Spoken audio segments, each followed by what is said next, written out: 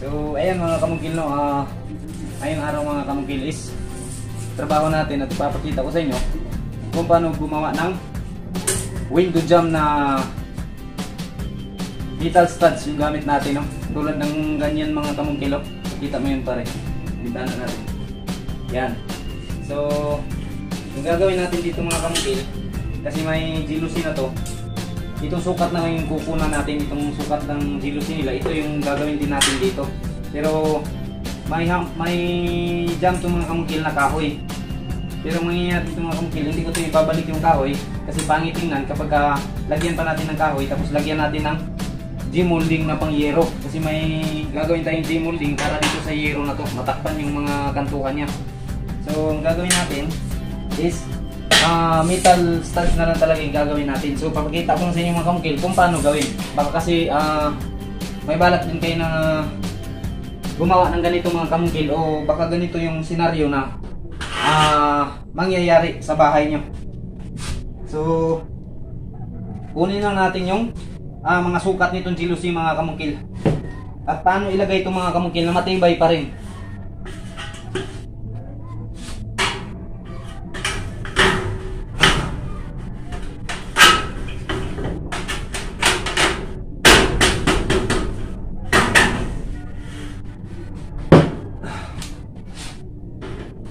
Kailangan dito mga kamungkil pag lagay, dahil may nakatikok kung kunti, kailangan i-flat nyo lang itong mga kamungkil para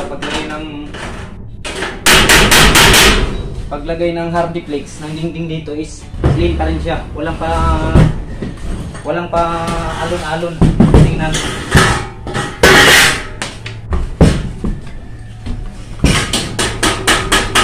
So bali ito na yung sukat ng paduol G. Lihok-lihok gamay din.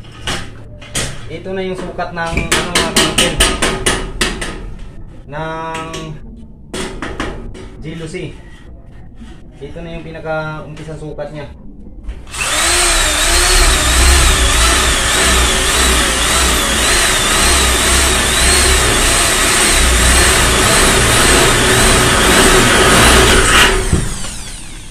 Yan.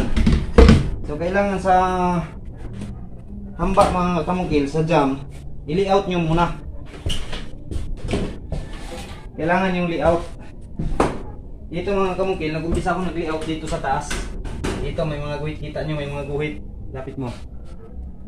Yan, may mga guhit. Ito na yung layout ko sa jam na metal stud dito sa jealousy nila. Yan.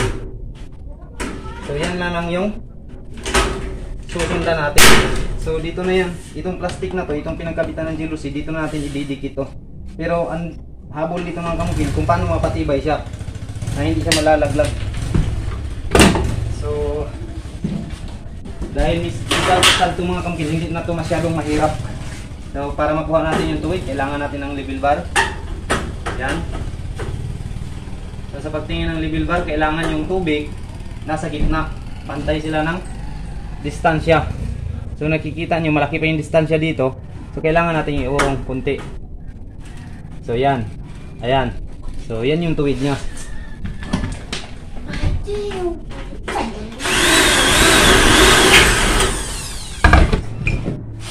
Maya. So ayan mga kamungkil, dahil nakuha na natin yung lapad nya. Ayan, 196 cm. So kapag 196 cm mga kamungkil, yung dating sukat ng jealousy, kung halimbawa mararanasan nyo to, kailangan iksian, liitan nyo ng konti mga kamungkil para paglagay nyo mamaya, pwede kasing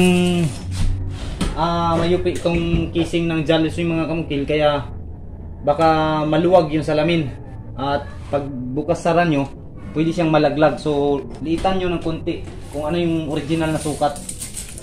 So makikita nyo mamaya mga kamungkil.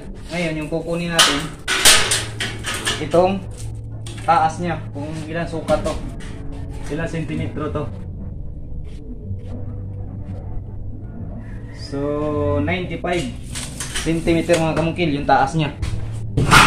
Pero ang standard na sukat nito mga kamungkil kapag ka jealousy is 100 cm or 1 meter by 1 meter. Yung standard talaga niyan.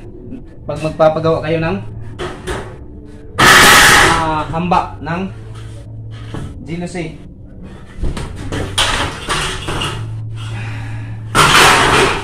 Pusa. So ngayon mga kamungkil, nakikita niyo napupurma na yung bintana sa napakadali lang talaga. So ang susunod natin gagawin, itong nasa gitna niya, itong panghahawakan niya sa frame niya dito sa gitna. So unang-una sukatin natin to dito kung gaano kalapad to.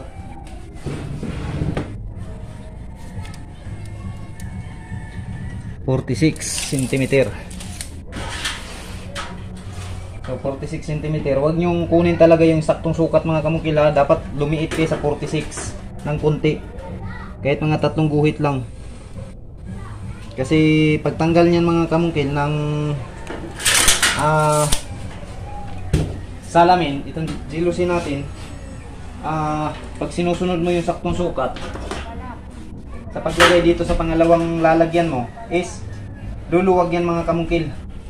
Luluwag yan. So yan. Gawin natin kung ilan to. So napapansin nyo mga kamungkil, lahat naka harap dito lahat yung ano natin, dahil pagkakabitan natin to ng jealousy. Yan dito, nakikita nyo, pati sa taas. So ito na talaga yung pinaka base na jam nya na ginawa natin, no, na metal stud. Okay, start na.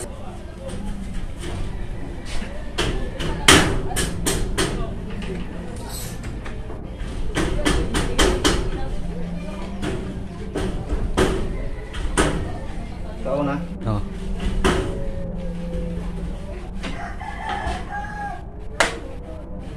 So yan na siya. Malapit na mapurma. Ayan, kailangan natin ng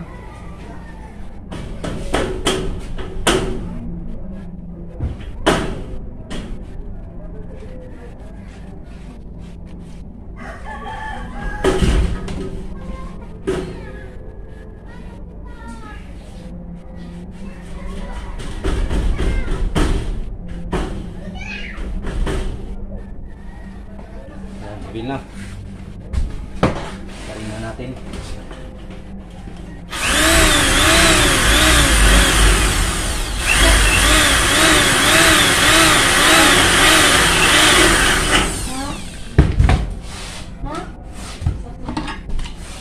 Kailangan pag magbarina kayo mga kamungkil, check nyo talaga na hindi mababago, masusunod talaga yung guhit natin. Yan, pakita mo yung guhit. Kaya yan. Yan, mapapansin nyo may guhit. Kailangan masusunod talaga yung mga kamungkil. Kasi pag barina lang kayo ng barina, hindi nyo tinitingnan, lumalayo na pala kayo sa guhit. Paglagay nyo sa jealousy nyo, talagang magkakaproblema kayo. Tapos gamit ng level bar para makuha yung tamang tuwid.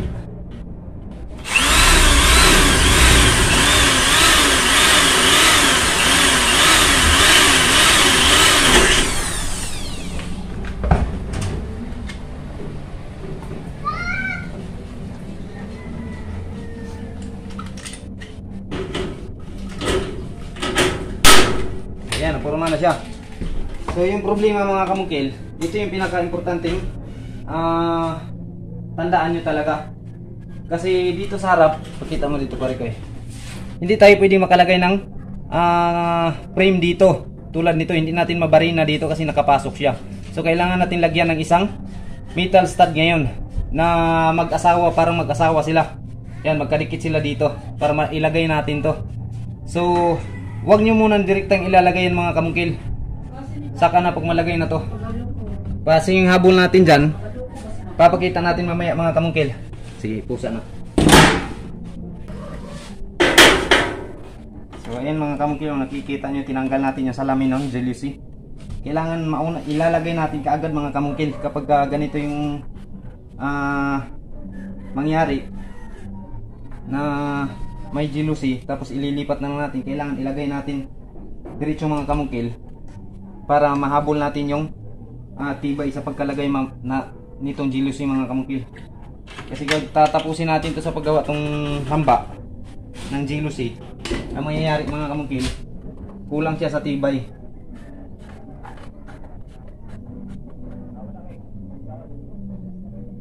Sige, pusa dong.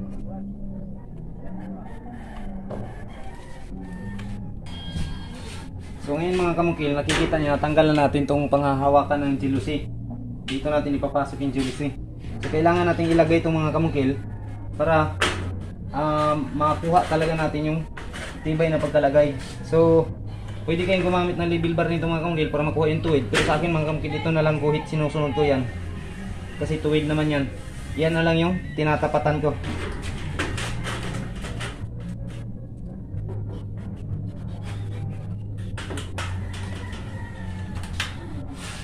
Pari na sa pusa na.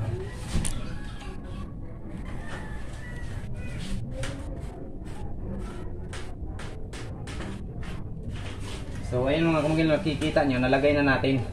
So bakit, ano yung purpose mga kamungkil na ilagay natin? Para lalo na dito mga kamungkil, ito yung isa sa dahilan kung bakit nilagay natin. Para mga kamungkil, kasi yung magpapatibay dito mga kamungkil, kasi ito kahoy itong muna nilagyan. So okay lang na screw lang diretso dito, kasi kakapit naman yung screw dito mismo, kasi kahoy. Itong mga kamungkil, bakal kasi to, kapag i-screw nyo lang to, gagalaw-galaw itong frame natin ito, kasi hindi naka hawak ng mabuti yung screw doon sa metal stud. So yung ginawa natin mga kamungkil, gumamit tayo ngayon dito ng Torx. Ito yung tinatawag na Torx screw mga kamungkil. So ayan yung nakikita nyo dito sa likuran. Ito pakita natin. Ayan, may Torx yan. Siya yung hahawak dito ngayon sa frame ng ano natin, casing ng jealousy natin. Ayan. Ayan. So ngayon mga kamungkil, ang explanation ko bakit ko kailangang ilagay, kasi kailangan pa natin maglagay ng isa dito mga kamungkil na matakpan to, para ilagay din natin to. So ngayon, kung ilagay nyo mismo ngayon mga kamungkil na hindi nyo pa ilalagay ito, paano nyo ngayon ipapasok yung Torx dito? So walang tibay yung dito na side mga kamungkil. So importante, ito yung pinakamatibay, kasi dito side yung handle ng open nya. Pag i-open mo siya at saka i-close nya. So kasi dito side ang handle nya, kaya kailangan matibay ito dito na parte. So papakita natin yung finished product nito mga kamungkil. I-post dong.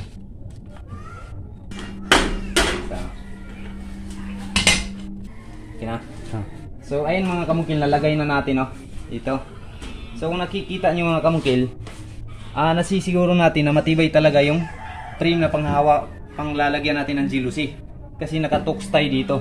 So ngayon mga kamungkil, kaya habol ko mga kamungkil, pagka nakagawa na tayo ng ganito sa isang side, kailangan mailagay na natin itong frame mga kamungkil para ipasok pa natin itong Torx. Kasi yung forma niyan dito mga kamungkil is ganito din yan sa kabila.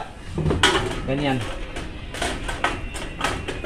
So ngayon mga kamungkil, kung ganyan din yan dito sa kabila, kung ipupurma natin siya kaagad, ang mangyayari, paano natin ipasok itong Torx dito sa loob na nakasira na dito sa kabila? So ngayon, ang tanong talaga, ang malaking tanong, paano na naman dito sa kabila? Kailangan idikit na yan dito. So paano pagpasok sa Torx dito sa loob na nakadikit na to? So madali lang yan mga kamungkil, ipapakita ko rin sa inyo kung paano.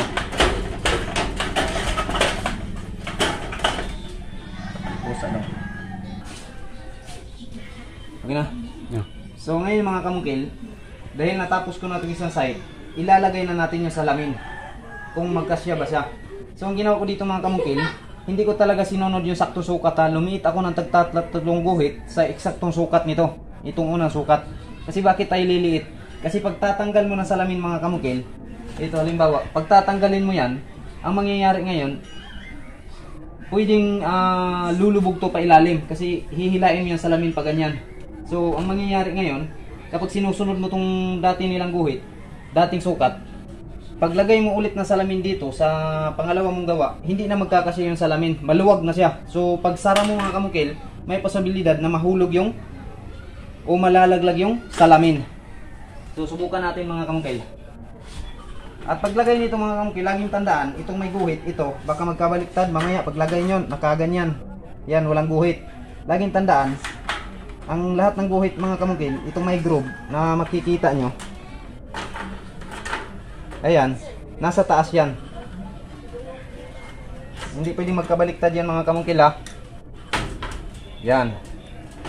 So kung nakikita nyo, eksaktong-eksakto siya. Pero niliitan ko yung sukat niyan mga kamungkil sa dating sukat niya. So yan.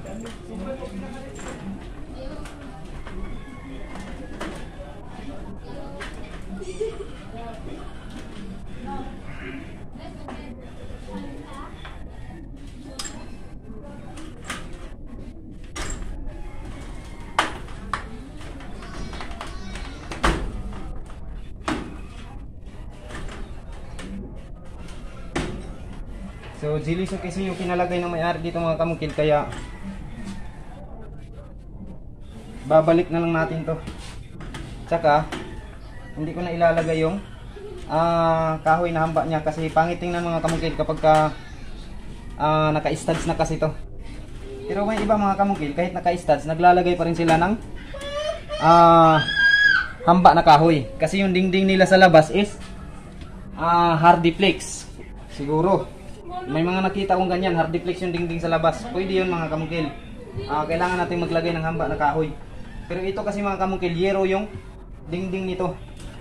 Kaya pangit tingnan kung kahoy yung ilagay natin dito. Kaya para wala ng gastos, dito na lang mismong metal studs yung ginawa kong frame nya.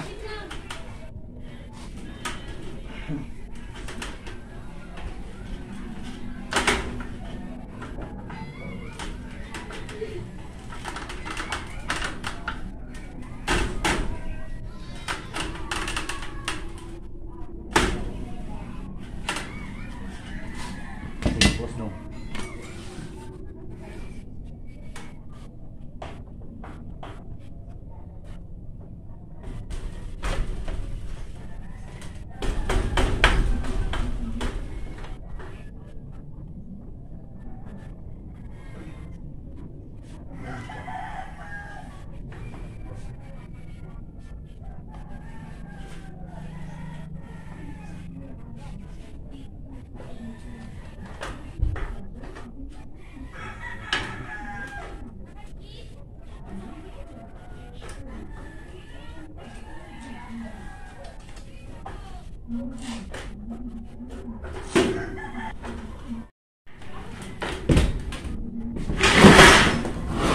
So ayan na siya mga kamungkil, nilagay na natin.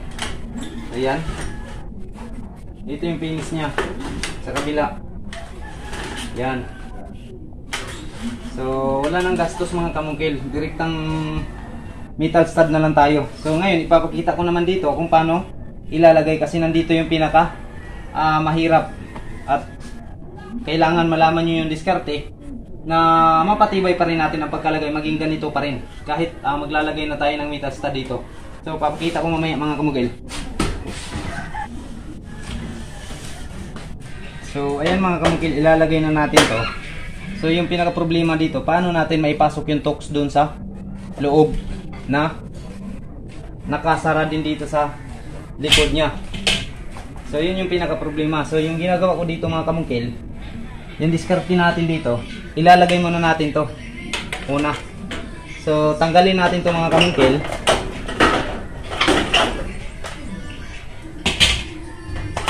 Yan. Tapos ilagay natin dito. Dito natin siya ilalagay. Yan. Tools. Kaya lang sa kabayan mo, di ko pasulag bata. Motor ba? Dam. Kini yung? Let's be. Di man bilig wala na. Ang hulog yung sa amin. Kung unsa basta kay tools, ingon anak.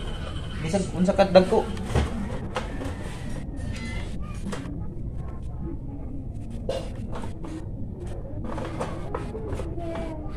So yan, lagay natin itong mga kamungkil para malagyan natin ng tools dito.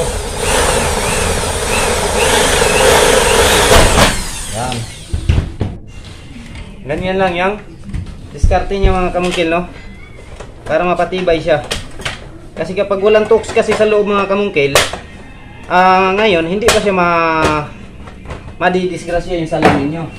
Pero pagdating ng mga buwan siguro mga kamungkil, 3 buwan, ganyan, sa palagi nyong bukas sira nitong jalousie nyo, magkakaroon to ng pagluwag itong tornilyo natin. Luluwag to. So pag maluwag na tong tornilyo natin mga kamungkil, ibig sabihin luluwag din tong framing natin sa jalousie. So pag luluwag yan, may posibilidad na hindi na niya mahawakan ngayon yung salamin nitong blades niya. Ito. Kasi ito lang yung naghahawak ng salamin. May lock yan dito. Kapag lumuluwag yan, talagang hulog yung jalousie nyo. So yan, makikita nyo, nalagay natin.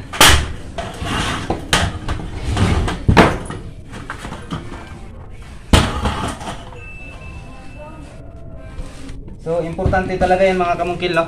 Na malagyan talaga natin ng torque screw. So baka nagtataka kayo mga kamungkil, paano nyo nakuha yung tuwid nyan? So may guhit tong metal stud natin mga kamungkil. Yun lang yung sinusunod ko. Dahil yung guhit nitong metal studs,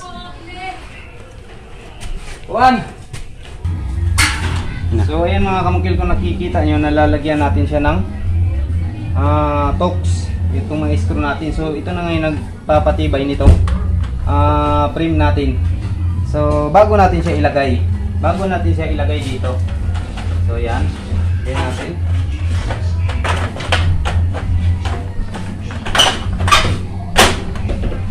So yan siya mga kamungkil.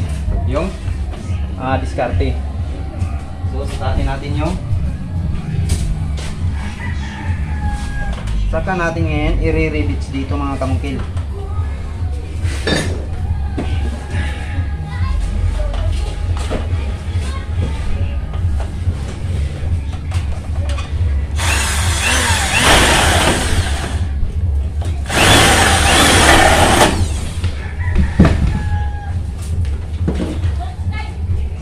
So yan, bago natin nilagay itong mga kamungkil, inilagay muna natin itong frame ng jalousie natin para malagyan pa natin siya ng torques.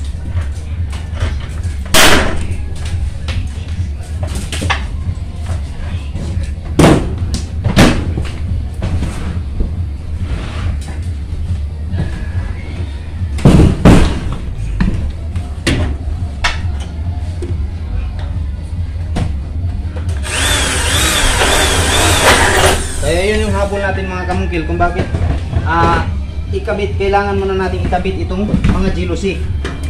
Ito yung habol natin na malagyan pa natin ng torques. Kasi pag walang torques ilalagay mo mga kamungkil, malayo na yung 3 buwan mga kamungkil, magugulat ka na lang pag bukas mo sa jalousie mo, nalalaglag na yung blade ng jalousie mo, yung salamin mo.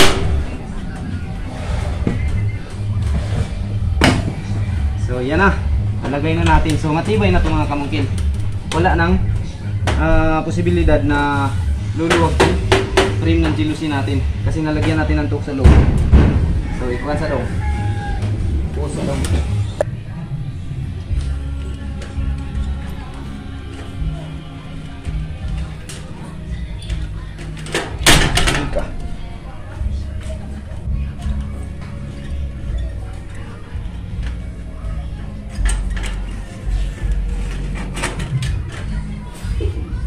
Minuto.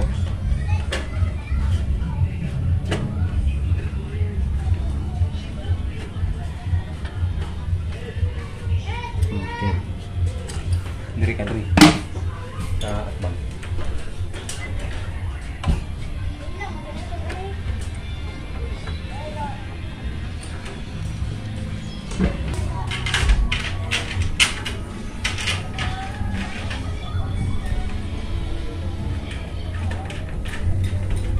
So ayan mga kamungkil, kung nakikita nyo, hindi na tayo gagastos ng hamba na kahoy kapag studs yung gamit natin. So direkta na lang tayong gagawa ng hamba nya mismo sa jalousie. Kahit na sliding window mga kamungkil, pwede na rin to.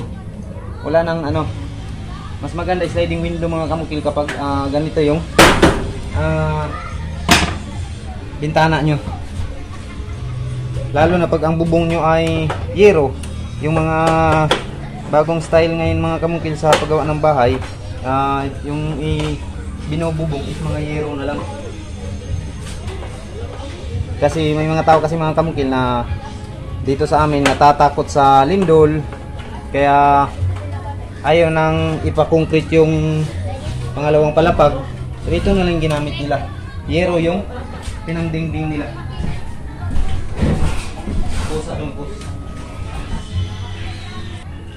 So ayan mga kamungkil, lalagyan natin ng salamin kung sakto ba yung sukat natin, no?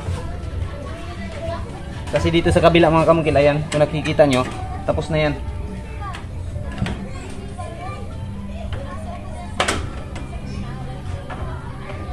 So kailangan sa pagpasok nito mga kamungkil, dapat sabay talaga sila. Para, yan, nakikita nyo mga kamungkil, sakto-sakto lang. Kapag kinuha natin yung sukat dito mga kamungkil, sa dati yung pinagkabitan, kinuha natin yung sakto, ang mangyayari dito mga kamungkil, paglagay natin ito sa salamin, mahuhulog to. Kasi luluwag talaga to. Kapag tatanggalin natin to, tingnan nyo, kung tatanggalin natin, itutulak niya itong isang side. Kung tatanggalin natin, so, lulubog tong isang side ngayon. Ito na side, lulubog yan. So, magkakaroon ng pagkalalim. Kaya ang mangyayari mga kamungkil, pag sukat nyo dito, liliit kayo ng mga 2 guhit o 3 guhit minsan. Ganyan yung diskarte ko. Para pag lagay natin mga kamungkil, tamang-tama talaga sa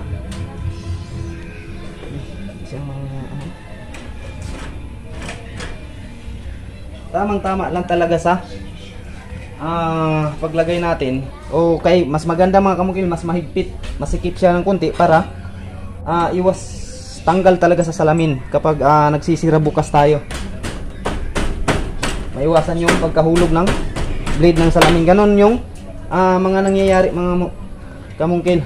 So ito mga kamungkil, ito hindi ko na bantayan. Pakita mo ito pare ko. So kung nakikita niyo yan mga kamungkil, baliktad yan ganyan. Kailangan yung pagkalagay ito nasa taas yung groove niya. Kailangan masusunod. Kasi kapag pinilit mo yan mga kamungkil, mangyayari yan, pwedeng malaglag yung salamin mo dyan dahil yung lock dito is para dito yan na lock sa harap. Kung titingnan nyo mga kamungkil, kunting ano lang yan, matatanggal na yan. Ayan. Yan. Tanggal siya. So baliktad din natin mga kamungkil. Yan. Yan yung tamang pagkalagay niya. Yun yung isa sa bantayan yung mga kamungkil pag naglalagay kayo ng jealousy. So yan. So kung makikita nyo mga kamungkil, ayan, na lock natin ng husto. So kahit anuhin natin mga kamungkil, ayan, hindi siya nalalaglag. So dahil nasunod natin yung tamang forma niya. So itong isa, sunod natin. Saka pag nagtanggal kayo mga kamungkil ng jealousy, kailangan wag nyong alternate yung salamin. Kung saan nyo tinanggal, kailangan magkasunod yan sila. Katulad ng ginawa ko mga kamungkil, ayan, nakikita nyo yung salamin yan. Ito, mula to sa baba, papuntang taas. So kung saan ka nagtanggal mga kamungkil, kailangan pasunod yung pagkalagay niyan.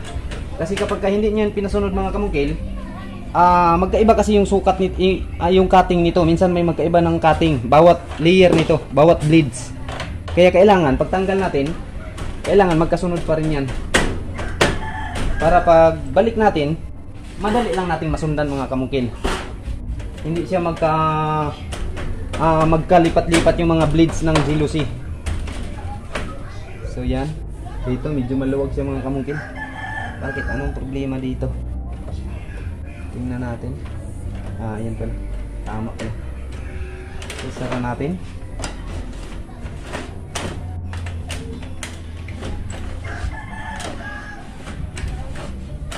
So yan, okay siya mga kamungkil, walang problema. Sige, pause. So bali, ayan na yung finished product niya mga kamungkil. Ayan, kikita niya yan. So mas malinis yung tingnan mga kamungkil kaysa kahoy. So sara natin. Yan. Yan. So yan yung finished product niya dito sa trabaho natin, no? Kung paano gumawa ng nakadikit na hamba na metal stud. Yan. Open natin. So lahat yan mga kamungkil, ginanyan ko na para hindi na gumastos yung may-ari. So yan, pati dito mga kamungkil. So bali kung nakikita niyo mga kamungkil, naka metal studs siya, tapos may kahoy. Ito yung dati mga kamungkil. Kung titingnan niyo mga kamungkil, ayan, uuga-uga na siya. So yan, kasi pinutol ko na yan dito mga kamungkil. Nag-layout ako ulit dito sa loob. So ganito yung pagka-rehab ko sa bahay na to, no. Ayan, so matapos tong malagyan ko ng metal stud mga kamungkil dito sa palibot niya, ito na namang bubong yung titirahin ko. So papakita ko rin sa inyo mga kamungkil kung paano yan uunti-untiin na pagkabubong, kasi baka maabutan tayo ng ulan. So maraming mga gamit dito sa loob yan kung nakikita nyo. So baka mabasa pa. So may diskarte tayo dyan na kahit umuulan mga kamungkil, hindi mababasa itong sa loob. So ayan mga kamungkil, no, i-recall lang natin. So pakita natin, ganito yung itsura dito sa kabila. Tapos sa gitna, ito yung itsura nya. Nagdikit sila mga kamungkil. So yan, yan yung itsura nya. Tapos ito, inilagay muna natin yung itong para sa jealousy, para malagyan natin ng torque sa loob para matibay siya. So dito sa gilid mga kamungkil, walang problema to. Madali na yung paglagay ng torque kasi wala nang ilalagay natin dito na metal studs. So ganyan lang yung pagkagawa mga kamungkil, no? So kung baka may ganito ring senaryo sa trabaho nyo mga kamungkil, o makatrabaho kayo ng ganito, at least may idea na kayo kung paano gawin na ilipat yung jealousy. Kahit na sliding window mga kamungkil, kailangan pa rin to. Kailangan to ng ganitong technique. So yan, tapos na natin dito mga kamungkil sa side na to. So doon na naman tayo sa kabila. Yun naman yung gagawan ko. Pagkatapos bukas mga kamungkil, dito na naman ako sa harap. Ito pinahuli ko itong mga kamungkil kasi may malaking trabahuin dito. May trabahuin pa ako sa baba nito. Maglalagay pa ako ng tubular doon na 2x4 na may buhos, kasi siya yung hahawak sa sahig dito sa flooring sa taas. So malaki ang trabahuin dyan. Kaya bukas ito na yung trabahuin ko dito sa harap. Pagkatapos nito sa harap mga kamungkil, ito na naman bubong yung tratrabahuin ko. Pati doon sa labas, maglalagay na tayo ng poste dyan para madritso natin yung bubong doon sa terrace nila. So yan lang mga kamungkil, no, ang video na mapapaabot ko sa inyo ngayon. At sa mga bago pa lang sana sa akin channel, huwag mo sanang kalimutang mag-subscribe mga kamungkil, i-like ang video. Tapos mga kamungkil, kung halimbawa interesado ka po sa aking mga video o mga content na ina-upload dito sa ating channel, huwag kalimutan pindutin yung notification bell mga kamungkil na makikita sa inyong cellphone screen, para po kung sakaling may mga bagong video sa akong i-upload, isa po kayo sa ma-update o makakaalam mga kamungkil, no? At all notification yung piliin nyo mga kamungkil pag pinindot nyo yung notification bell, yung maliit na kampana mga kamungkil. At yan lang po, maraming salamat mga kamungkil. At once again, Mongkel on the vlog.